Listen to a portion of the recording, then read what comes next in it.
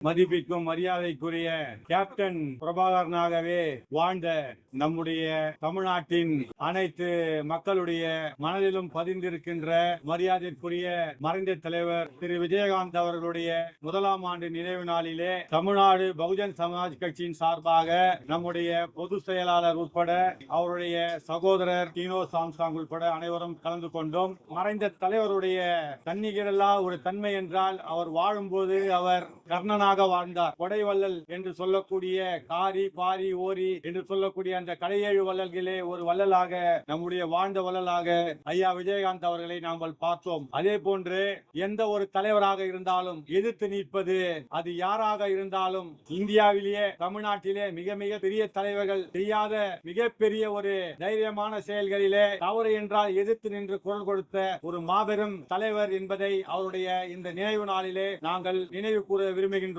நன்றி, வணக்கம், ஜெய்பீம்.